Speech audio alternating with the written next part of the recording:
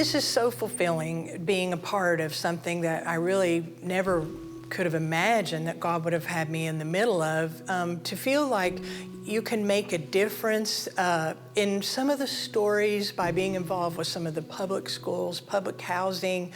We hear about children that are sleeping in a closet at night because a parent is a heroin addict, and when the parent passes out with the drugs, then this child's being violated by the other people that are there. And we hear stories of kids with not enough food, not enough clothing. And because of my ministry background, I started almost 6 years ago a meeting at the police department to bring the faith leaders to the department. We meet in the strategy room, which is where the police captains and all, they work on strategies. And we come in and I bring in the service providers, housing authority, public schools, and they just share the needs, homeless services. And so our church in Johnson City, every denomination, Baptist, Methodist, Presbyterian, Spirit-filled, Charismatic, coming together and meeting every other month to hear about these needs. And now churches will call me and say, we've got a group that's going to be available Saturday. Could we pick up trash? Could we paint a room in the homeless shelter?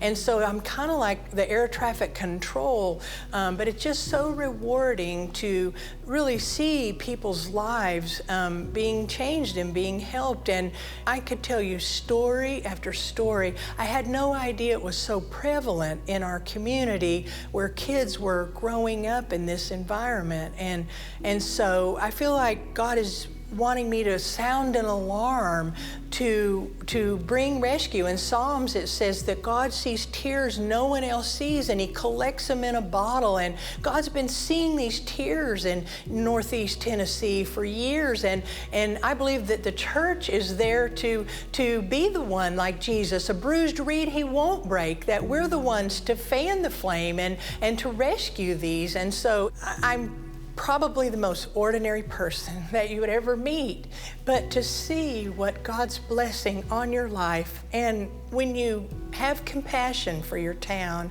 and you, whether it's your school, whether it's your neighborhood, to start where you are. But no matter how small of a step you take to how big, you might help change the rate of recidivism in your state. But many of the things that we're praying about, God might want you to be the answer to it if we'll just step out and make ourselves available. So literally your city is waiting on you. You know, I've heard the Copelands say before that really we're not waiting on God. God is already moving, and our cities are waiting on us, and every person can make a difference in your job. We should be as excited about going to work on Monday as we are about going to church on Sunday.